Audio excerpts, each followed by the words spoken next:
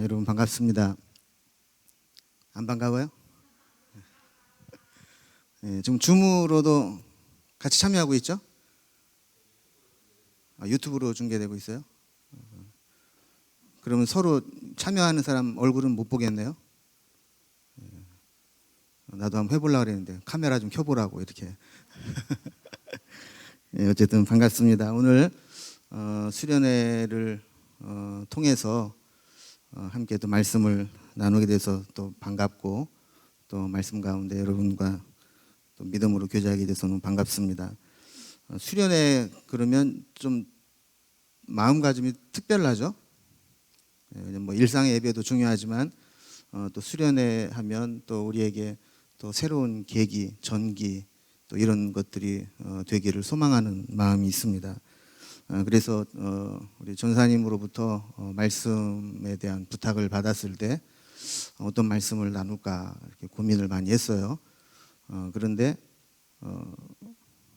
새 길을 행하시는 하나님, 뭐 이게 주제라고 그러더라고요. 그래서 이게 마침 또 제가 최근에 막 한참 은혜 받아서 막 이렇게 필 받아서 막 부르던 찬양도 있고 또 많이 묵상도 했던 내용이라 한번 나누면 좋겠다 싶은 이야기들을 한번 나눠봤습니다. 시인 이화인 님이 쓴 길 위에서 길을 잃다라는 시가 있습니다. 길 위에서 길을 잃다. 그 내용을 다 읽기는 그렇고 앞부분에 보면 이렇게 시작을 합니다.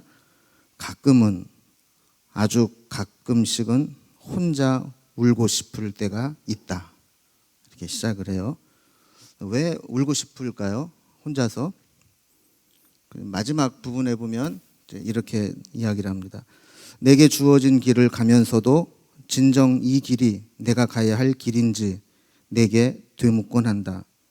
가끔은, 아주 가끔씩은 길을 가면서도 길 위에서 길을 잃고 길 위에서 길을 찾아 헤매곤 한다. 이렇게 이제 시가 마무리됩니다. 여러분, 제목 자체가 좀 아이러니하잖아요. 길 위에서 길을 잃다.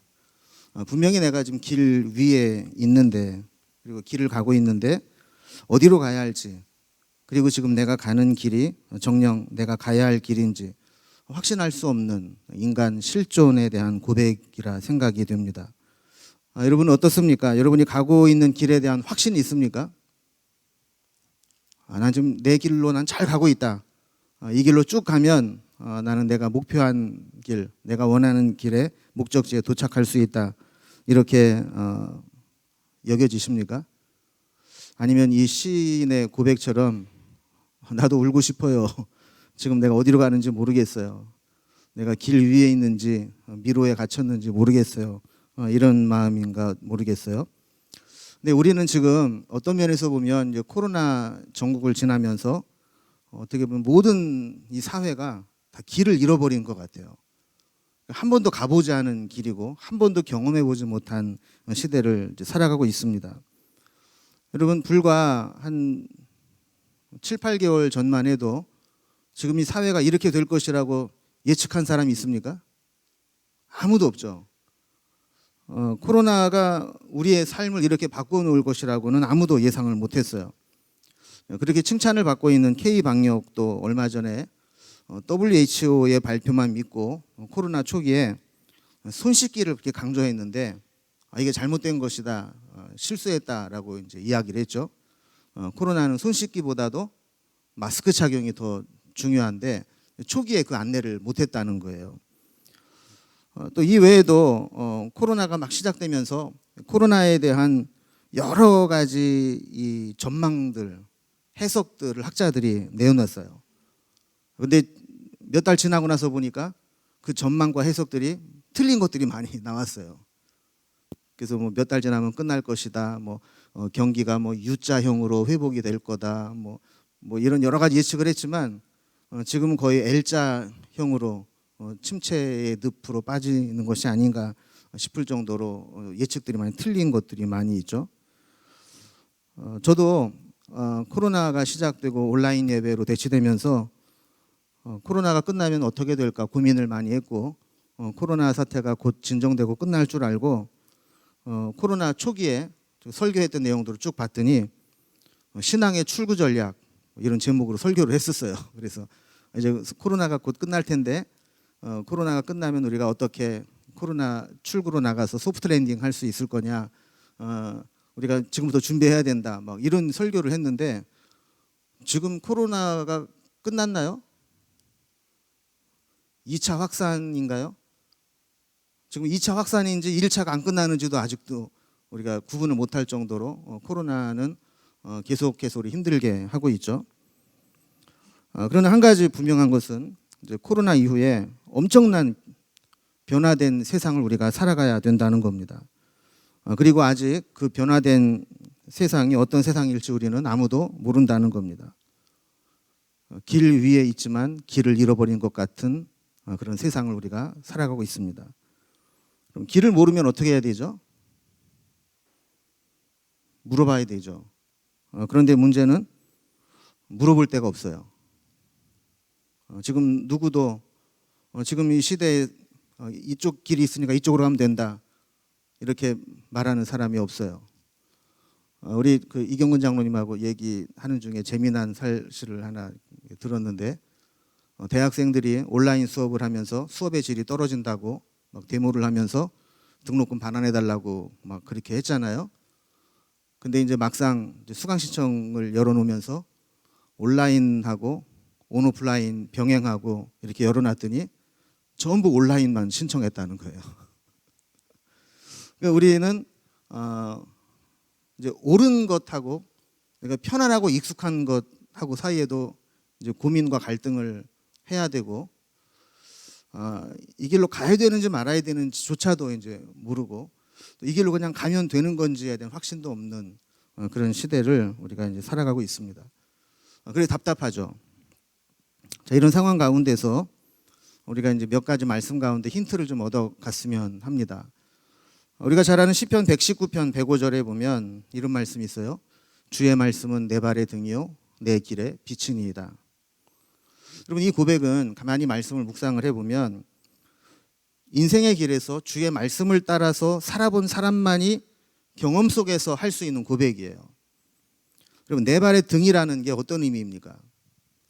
요즘은 뭐 등불 들고 다니는 사람 없어요, 그죠? 그런데 옛날에는 깜깜한 밤에 어디를 가려면 조명이 없기 때문에 등불을 들고 이렇게 다녀야만 했거든요. 그런데 그 등불이라는 게 밝기가 시원치 않습니다. 겨우 이렇게 등불을 들고 가면 내 발 밑에 언저리 그냥 겨우 비춰줄 만한 그 정도의 조도죠. 그런데 그 등불을 따라서 가다 보면 내가 가는 길을 찾아가게 되고 그 길을 통해서 목적지까지 가게 됩니다. 우리 이제 등불을 들어본 경험이 없어서 이해가 안 될 것 같아서 자동차에 한번 비유를 들어보면 여러분 자동차가 라이트를 딱 켜면 내가 여기에서 부산까지 간다. 그러면 라이트가 부산까지 쫙 비춰지나요? 아니죠. 라이트는 몇 미터까지 비추는지 모르겠어요. 한 100m, 200m? 뭐 상향등 켜도 뭐 한 300m? 뭐 이 정도 비춰주겠죠. 그런데 그 빛을 따라서 계속 가다 보면 우리가 길을 읽을 수가 있게 되고 그 길을 따라서 조금씩 가다 보면 이정표도 보이고 때로는 내가 가야 될 목적지까지 얼마나 남았는지 그리고 이쪽 방향이 내가 가는 길이 맞는지 내가 길을 잘 들어섰는지 이런 사인보드를 통해서 확인을 하게 되고 그렇게 가다 보면 목적지에 도착을 하는 거죠. 그러니까 주의 말씀이 내 발의 등이요 내 길의 빛이라는 것은 우리가 이 말씀을 읽으면 그냥 그 속에 길이 확 보이고 점쟁이가 너 앞으로 이거 해, 뭐 이쪽 길로 가 이렇게 보여주는 것처럼 뭔가 모든 내 인생의 앞길이 환하게 정해져 있는 것들이 비춰지는 것이 아니라 말씀을 붙잡고 하루하루 한 걸음 한 걸음 한 곱이 한 곱이 넘어가다 보면 어느새 내 길이 비춰지게 되고 그 길을 따라가다 보면 내가 원하는 목적지까지 갈 수 있게 된다라는 고백입니다. 그러니까 이 한 구절의 말씀은 그렇게 말씀을 따라 살아보지 않은 사람은 고백할 수 없는 내용이죠. 그 사람도 막막함 가운데 보이지 않는 가운데 하나님 앞에 말씀을 붙잡고 그 내 발 아래 보이는 그것들을 하나하나 헤쳐나가면서 하나님이 인도하시는 곳까지 가본 그런 경험이 있는 말씀이라는 겁니다. 우리가 가야 될 길이 이렇죠. 늘 말씀의 등불이 우리 인생을 비추고 있는가를 확인해야 되고, 또 이 말씀의 등불을 우리가 놓지 않고 붙잡고 가야 됩니다. 때로 거추장스럽고 무겁더라도 이것이 없으면 우리가 길을 잃어버릴 수 있고 또 잘못된 길로 갈 수 있기 때문입니다. 아까도 얘기했지만 우리가 이제 살아갈 세상은 예측 불가능한 세상입니다. 우리 앞에 무엇이 있을지 예측하기 어려운 세상입니다. 예전에 그 시각장애인 분들 이야기를 이렇게 들어본 적이 있는데, 그분들은 자주 가는 길은 그냥 길을 외워버린대요. 그래서 몇 보 가면 뭐가 있고, 거기서 뭐 우회전 해가지고 몇 보 가면 뭐가 있고, 그걸 지나서 몇 보 가면 되고, 그래서 익숙한 길은 얼핏 보면 저분이 장애인이 맞나 보는 거 아닌가 싶을 정도로 익숙하게 다닌다는 거예요. 근데 문제는 우리가 이제 앞으로 살아갈 세상은 너무 변화가 빠르고 또 변수들이 많이 생기기 때문에 그렇게 우리가 늘 다니는 익숙한 길처럼 외워서 갈 수 있는 길이 아니라는 거죠. 매번 새로운 길을 개척해야 되고 새로운 길을 만났을 때 그것을 헤쳐나가야 되는 그런 상황이라는 겁니다. 지난 우리 창립 기념 주일에 이 본문, 똑같은 본문을 가지고 말씀을 이제 나누면서 그때도 이제 뭐 코로나 생각하면서 그런 생각을 했어요. 우리가 지금 충격을 받고 살아가고 있는데 우리만 그랬을까? 그 성경에 보니까 우리보다 더 충격적인 그런 사건들을 경험하고 한 번도 경험해 보지 못했던 세상을 살아갔던 사람들이 많이 있었더라고요. 첫 번째가 이제 에덴 동산에서 쫓겨난 아담과 하와인데, 여러분 에덴이라고 하는 곳은 하나님이 창조하신 가장 완벽한 장소죠. 하나님이 에덴 동산을 포함해서 온 우주 만물을 만드실 때 하나하나 만드실 때마다 보시기에 좋았더라 이렇게 말씀하실 정도로 하나님 만드신 세상은 참 아름답고 좋은 세상이었죠. 그리고 에덴의 뜻이 그 조이잖아요. 기쁨. 완벽한 곳에서 기쁨과 즐거움을 누리는 곳이 에덴이었는데 불순종하고 죄를 지음으로 인해서 에덴에서 쫓겨나 버렸죠. 신락원을 했는데 그리고 나서 그들이 경험한 세상은 어떤 세상이었어요? 땅이 저주를 받고 엉겅퀴와 가시를 내어서 땀을 흘려 수고하지 않으면 살아갈 수 없는 그런 땅을 살아가야 되는 거예요. 예전에는 그냥 뭐 따먹기만 하면 됐는데 이제는 그 땅과 싸워야 되는 그런 시대가 된 거죠. 에덴을 쫓겨났을 때 저들의 충격이 어땠을까? 그들 역시 한 번도 경험해 보지 못한 세상을 경험했던 사람들입니다. 두 번째 충격적인 것을 경험한 사람은 홍수 후에 온 세상이 물에 잠긴 곳에서 새 출발을 해야 되는 노아였어요. 그럼 요즘에 이제 장마, 최장 기간 장마라고 그러잖아요. 또 뭐 중국 같은 경우는 우리보다 몇십 일 더 길고 태풍도 막 지나가고, 그래서 이렇게 보니까 막 산이 그냥 물처럼 막 흘러가더라고요. 그냥 산이 막 무섭게 쏟아지고 막 물들이 모여오는데, 여러분 그걸 보니까 노아의 홍수 때 아마 초기에 이러지 않았을까 싶은 느낌이 들 정도로 물이 무서운 거죠. 그래서 그런 얘기가 있어요. 불난 뒤에는 건질 게 있어도 물난리 후에는 건질 게 없다고. 불난 곳에 가면 그래도 몇 가지 건질 게 있대요. 안 타고 남은 것들. 뭐 싸놓으면 위에는 타고 밑에는 안 타고 그런 거 있잖아요. 근데 물이 한번 잠기고 가면 다 쓰레기인 거예요. 다 버려야 되는 것들. 물이 그렇게 무서운 거죠. 그래서 우리가 이제 코로나 블루 이렇게 이야기하는데, 이 노아는 홍수 블루를 경험하지 않았을까? 홍수 이후의 그 우울증. 여러분 우리가 이제 그 가끔 저도 이제 제 방에 가면 되게 막 지저분하게 어질러 놓고 사는데, 그러다 도저히 안 되겠다 싶으면 이제 한번 치우거든요. 근데 이게 어느 도를 넘어가면 손을 못 댄 경우가 있어요. 노아가 방주에서 나왔는데 노아가 보는 세상은 어땠을까요? 완전히 황토물로 아니면 바닷물로 온 세상이 잠겼다가 빠지면서 살 수 없는 정말 지옥 같은 땅이었겠죠. 옛날에는 그랬어요. 농담으로 이 세상에 제일 부자 중에 하나가 노아다. 다 지 거야. 등기를 하고 싶어도 등기를 받아주는 데가 없어. 그냥 다 내 거야. 막. 근데 사실은 그게 쓸모없는 땅이잖아요. 다. 그런 곳에서 살아갈 때 맨정신으로 살아갈 수 있을까? 어떤 자료를 보니까 작년에 코로나 경험하기 전에 우리 국민들 대상으로 조사를 했는데 혹시 우울감을 느껴본 적이 있습니까? 그랬을 때 한 18% 정도가 그렇다라고 경험을 했다고 이제 대답을 했대요. 근데 금년에 코로나 이후에 당신은 우울감을 경험한 적 있습니까? 그랬더니 40몇 프로가 그렇다고 대답을 했대요. 그러니까 거의 3배 정도 그 우울감을 느낀다고 경험을 한 거죠. 어떤 학자는 재미있는 해석을 내놨어요. 노아가 왜 포도주를 만들어서 그걸 먹고 실수를 했을까? 아마도 맨정신으로는 살아갈 수 없어서 그러지 않았을까?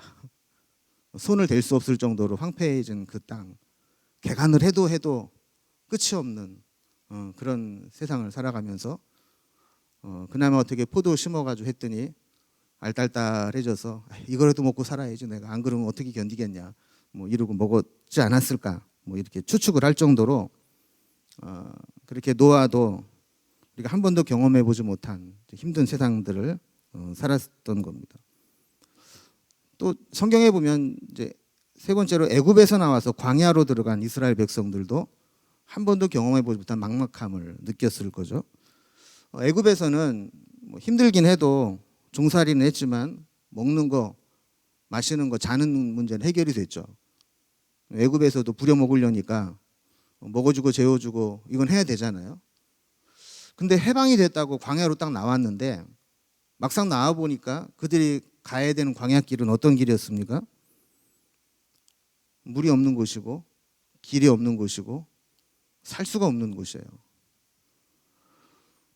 그들이 듣기로는 가나안 땅 열흘만 부지런히 걸어가면 도착할 수 있는 길인데 40년을 뺑뺑이를 돌아요. 희망 고문이죠. 지금 우리 코로나 전국이랑 비슷한 것 같아요. 이제 코로나 끝나갈라나? 다른 데 그냥 막 늘어나도 우린 잘해. 이제 곧 끝날 거야 했는데 이태원발 터지고 그래서 이제 조금 수습이 될 만 했더니 또 이번에 또 터지고 나도 스트레스 받아 죽겠어요. 나도 우울해졌어요. 어떻게 해야 되나 이거. 근데 이스라엘 백성도 마찬가지죠. 뭐 그 가나안 땅을 코앞에 두고 하나님이 그것을 허락하지 않으니까 그냥 광야를 답답하게 그냥 계속 맥없이 헤매고 다녀야만 됐던 거죠. 이럴 때 우울증과 분노 이런 마음이 안 생겼겠습니까? 어떤 사람은 그렇게 얘기를 하죠.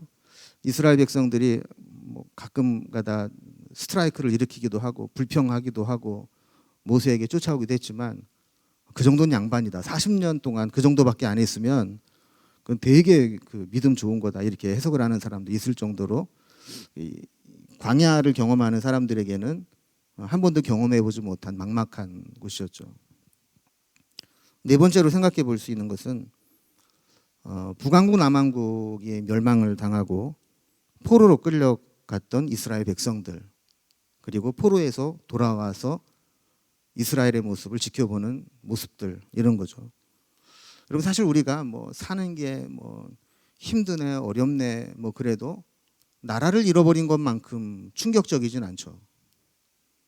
나라를 잃어버리면 우리가 국민으로서 누릴 수 있는 모든 권리를 한순간에 박탈당하고 내가 할 수 있는 것이 아무것도 없는 세상을 살아가게 되는 거죠. 포로로 끌려가서 저들은 노예 생활을 하면서 한 번도 경험해보지 못한 비참한 세상을 살았습니다. 그런데 하나님의 은혜로 저들이 돌아오게 되었어요. 근데 돌아와 보니까 더 황폐해졌어요. 성벽은 무너져 있었고 성전은 재건할 수 없을 정도로 황폐해져 있었어요. 그래서 사실은 성경을 이렇게 보면 이스라엘 백성들이 3차에 걸쳐서 바벨론에서 귀환을 하는데 안 오려고 하는 사람들이 많았어요.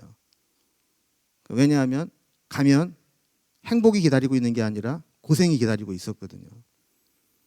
그리고 그들이 스룹바벨 성전을 짓고 나서 옛날 솔로몬 성전의 영화로움을 알았던 사람은 그 스룹바벨 성전의 초라한 모습을 보면서 소리에 놓아 울었다, 이런 표현이 있죠.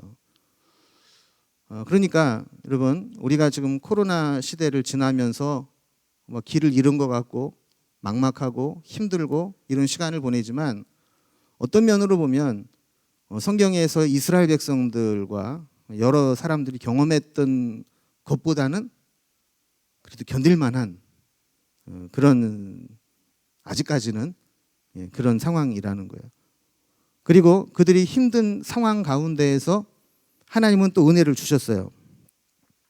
아담과 하와에게는 가죽옷을 입혀주셔서 저들의 허물을 덮어주셨고, 노아에게는 무지개 언약을 통해서 다시는 물로 망하게 하지 않겠다는 언약을 주셨고, 광야에서는 기적이 일상이 되는 삶을 살게 하셨고, 그리고 나라를 잃고 포로로 끌려갔던 자들에게는 성전에 예배를 드릴 수 없었지만 그곳에서 회당을 짓고 회당에서 하나님 말씀으로 새롭게 거듭나는 경험을 하게 되었죠. 그러니까 하나님은 하늘이 무너져도 솟아날 구멍을 주시는 분이에요. 그러니까 저는 그걸 믿어요.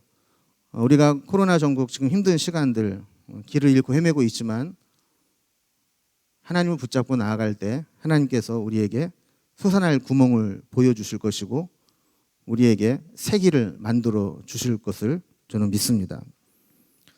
이번 수련회를 준비하면서 길에 대한 내용으로 이제 성경을 다시 한번 쭉 묵상을 해봤는데, 길이 또 하나의 중요한 신학적 주제가 될 수 있겠다 하는 생각을 해보게 됐어요. 성경에 보니까 의외로 길에 대한 말씀이 많아요. 길이 안 보이는 상황도 많았죠. 하나님은 길이 없는 곳으로 막 몰아넣으실 때가 있어요. 그리고 그 길을 안 가르쳐 주시고 등 떠미실 때가 있죠. 아브라함에게도 본토 친척 아비집을 떠나라 해놓고 어디로 가라 그랬어요? 거기로 가라 그랬잖아요. 내가 내게 지시할 땅. 지시할 땅이라는 것은 지시한 땅과는 다른 거죠. 미리 언급을 하고 그리 가라가 아니라 일단 가. 그러면 내가 지시해 줄 거야. 길이 없는 곳, 길을 모르는 곳으로 하나님은 떠밀고 그 속에서 하나님 말씀을 붙잡고 살아가도록 하신 적이 있어요.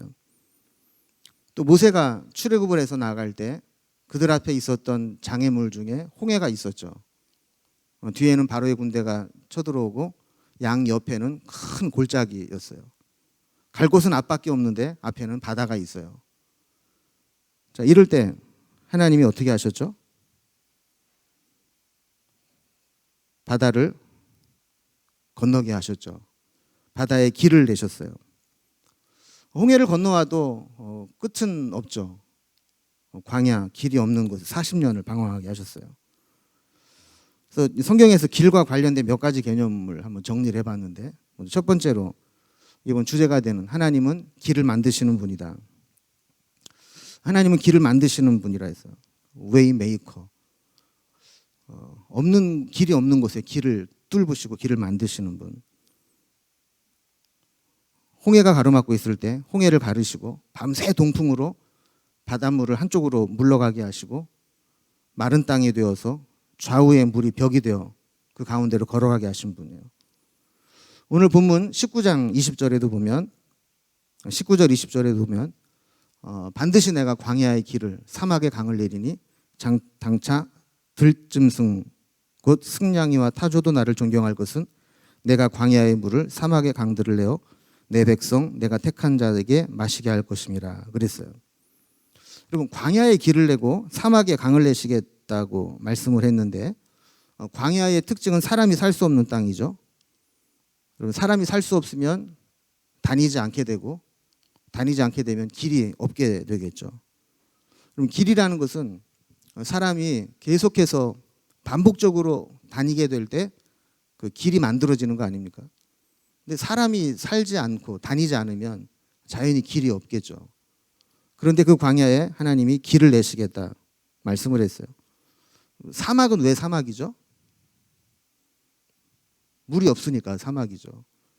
그런데 그 물이 없어서 사막이 된 땅을 하나님은 강을 내시겠다 이렇게 말씀을 해요. 지난번에 성지순례가 설명을 들어보니까 광야와 사막을 구분하는 기준이 있대요. 사막은 아무리 비가 와도 생명체가 살 수 없는 것이 사막이고, 광야는 지금은 아무것도 살 수 없는 땅처럼 보이지만, 죽은 땅처럼 보이지만, 비가 오기만 하면 그 속에 씨를 심으면 씨가 자라나고 또 그 땅에 있었던 씨들이 다시 생명을 되찾게 되는 땅이 광야라는 거예요. 사막이나 광야나 살아날 수 있는 유일한 길은 물이죠. 하나님께서는 물이 없어 죽은 땅을 물을 통해서 살아나는 땅으로 만드시겠다는 겁니다. 그래서 길과 강은 하나님의 은혜입니다. 하나님의 은혜가 없어서 죽은 그곳을 하나님의 은혜가 들어가게 되면서 길도 생기고 강도 흐르고 이러면서 하나님의 생명이 그 죽은 땅을 살려나가기 시작을 하는 거죠. 길을 만드시는 분이라는 얘기는 바로 그런 겁니다. 내 인생 가운데 길이 없어 답답하고 길을 잃어서 어디로 가야 될지 모를 때, 내 앞이 막혀져 있을 때 터널을 뚫으시고 바다를 가르시고 지금까지 안 보였던 길을 만들어서 보이시고 길을 만드시는 분이라는 거예요. 저는 우리가 힘들 때마다 하나님이 우리의 웨이 메이커 되신다라는 그런 고백을 했으면 좋겠습니다. 두 번째로 하나님은 길 자체이신 분이라고 말씀을 해요. 예수님이 내가 곧 길이요 진리요 생명이니 나로 말미암지 않고는 아버지께로 올 자가 없느니라 말씀하셨죠. 예수님은 이정표가 아니라 길 자체라는 거예요. 그분이 길이에요. 그냥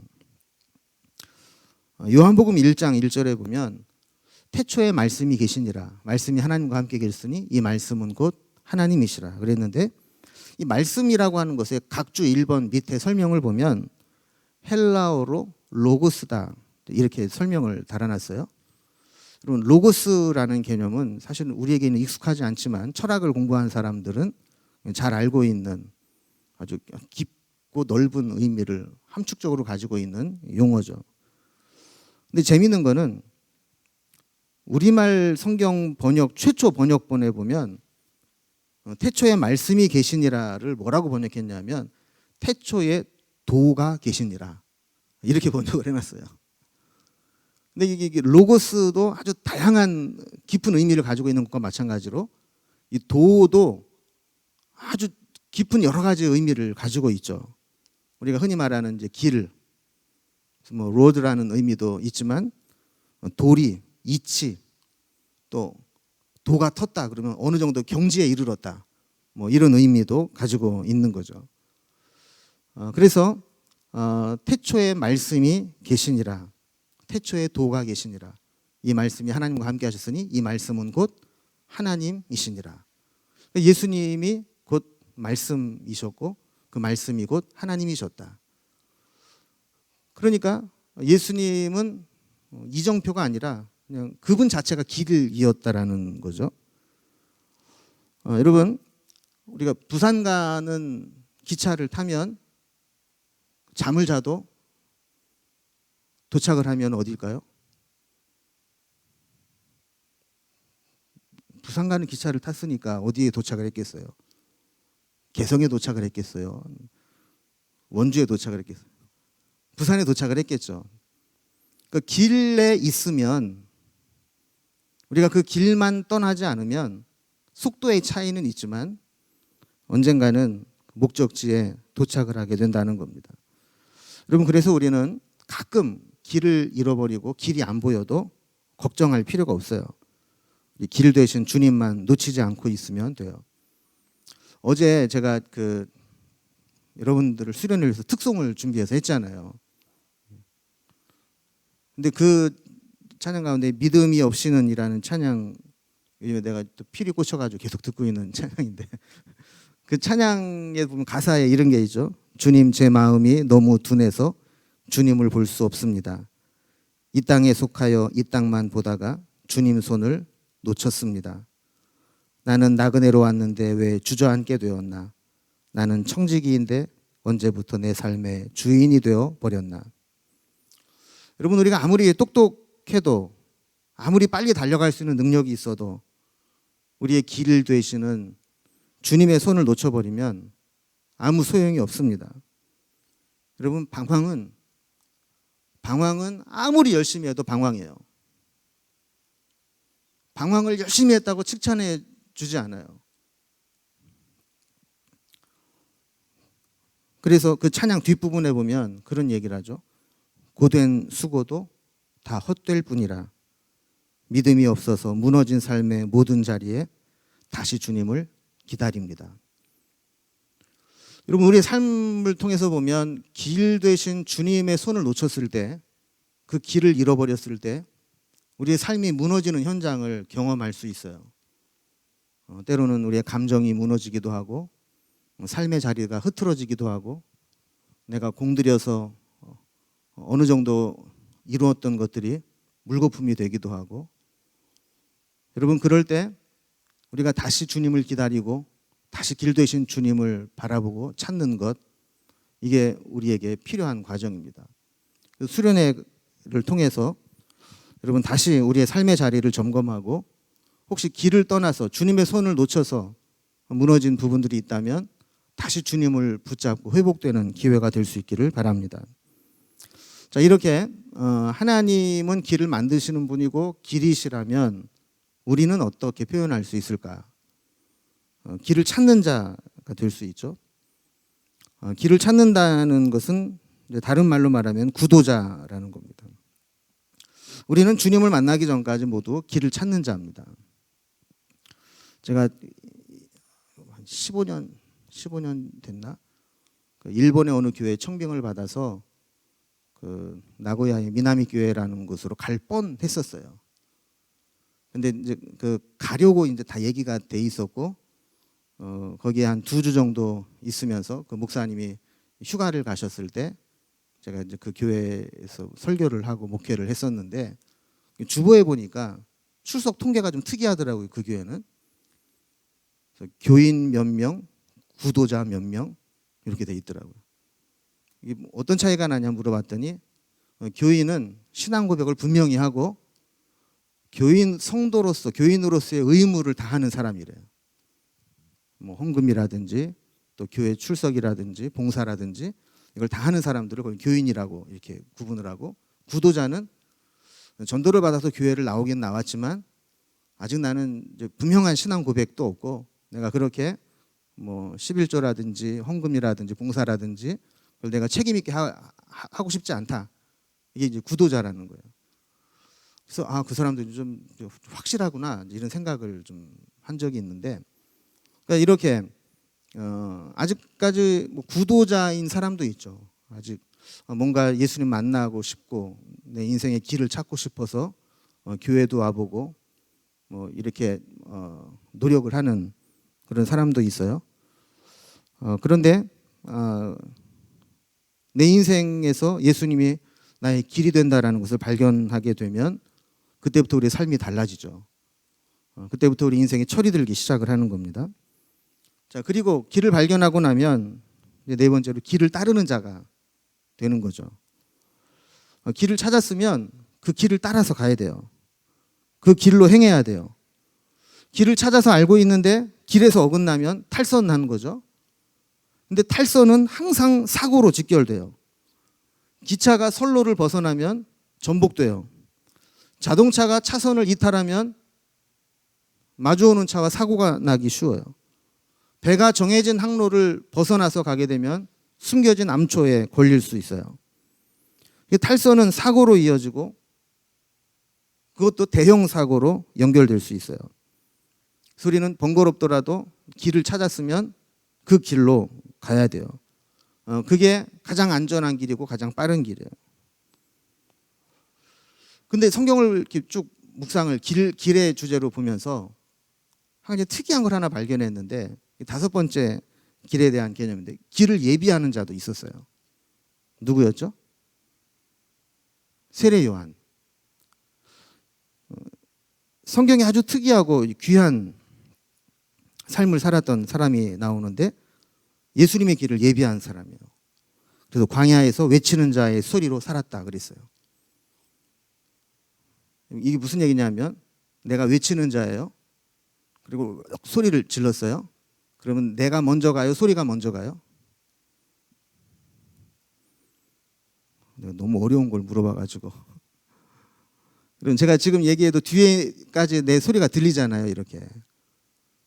그러니까 예수님이 광야에서 외치는 자라면 세례 요한은 그 소리를 따라서 먼저 메시지를 전달하는, 예비하는 역할을 했던 사람이라는 거죠. 여러분, 하나님이 정말 우리에게 원하시는 것은 길을 찾고 길을 따라가는 것에 만족하는 것이 아니라 나중에 주님의 길을 나를 통해 예비할 수 있는, 길을 예비하는 자가 되는 데까지 가는 것이라는 겁니다. 저는 우리 청년부가 함께 길을 찾아가고 그 길로 행하고 또 주님의 길을 함께 예비하는 그런 삶을 살았으면 좋겠습니다. 도종환 씨가 쓴 담쟁이라는 시, 혹시 아시는 분도 있죠? 그 시를 제가 한번 읽어드릴게요. 어제 보니까 자기네 전도사님 할 때는 뭐 이렇게 BGM도 깔아주고 그러던데, 담쟁이라는 시입니다. 저것은 벽, 어쩔 수 없는 벽이라고 우리가 느낄 때, 그때 담쟁이는 말없이 그 벽을 오른다. 물 한 방울 없고 씨앗 한 톨 살아남을 수 없는 저것은 절망의 벽이라고 말할 때 담쟁이는 서두르지 않고 앞으로 나아간다. 한 뼘이라도 꼭 여럿이 함께 손을 잡고 올라간다. 푸르게 절망을 다 덮을 때까지 바로 그 절망을 잡고 놓지 않는다. 저것은 넘을 수 없는 벽이라고 고개를 떨구고 있을 때 담쟁이 잎 하나는 담쟁이 잎 수천 개를 이끌고 결국 그 벽을 넘는다. 여러분, 어쩌면 이제 꺼도 돼요. 어쩌면 우리가 가는 그 길 가운데 길이 끝나고 벽처럼 보이는 곳이 있을 수 있죠. 여러분, 그런 상황을 앞으로도 계속 만날 거예요. 그런데 그때 우리 믿음의 공동체가 함께 담쟁이 넝쿨이 되고 앞에 가는 담쟁이 잎이 되어서 먼저 한 걸음 가고 옆에 있던 담쟁이 잎들을 끌어주고, 그렇게 해서 결국은 높디 높은 담벽도 그것을 함께 넘어갈 수 있는 그런 믿음의 공동체가 되었으면 좋겠습니다. 자, 그리고 뭐 수련회니까 한 가지만 더 얘기할게요. 괜찮죠? 제가 좋아하는 야구 선수 중에, 일본 야구 선수 중에 오타니 쇼헤어라는 야구 선수가 있어요. 흔히 이도류라고 알려져 있는 선수죠.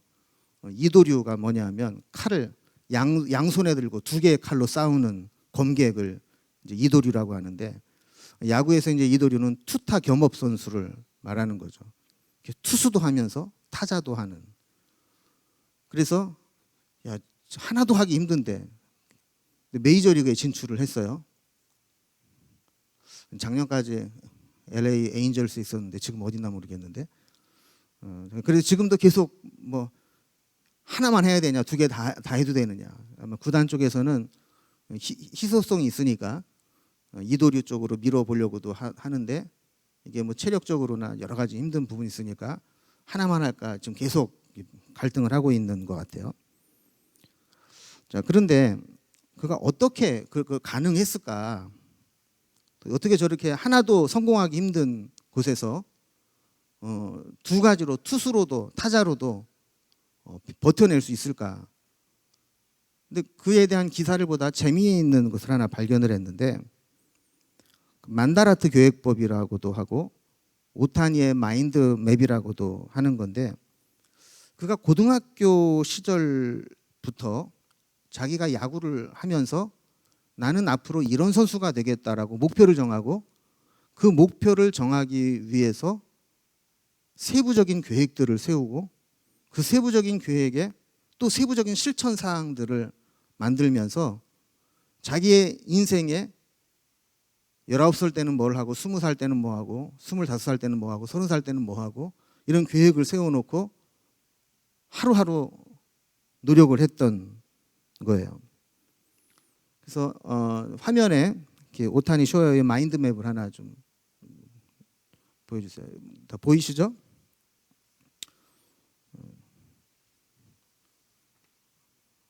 글자가 보이나요? 여기 보면 그가 내가 야구 선수로서 여기에는 뭐 이도류보다는 투수 쪽에 그런 생각을 했던 것 같아요. 고등학교 때. 1차적인 목표가 뭐냐면 8개 구단의 드래프트 1순위에 드는 게 목표다. 그러면 내가 그런 선수가 되려면 어떻게 해야 될까? 8가지 분야를 정했어요. 내 몸을 어떻게 만들 것인가? 또 내 멘탈은 어떻게 훈련할 것인가? 그리고 인간성과 대인관계는 어떻게 할 것인가? 여기는 운이라고 했는데 어떻게 보면 내 이제 도덕성이라든지 평소 생활이라든지 이런 부분을 어떻게 할 것인가? 자, 그리고 투수로서 필요한 기술적인 부분들이 있잖아요.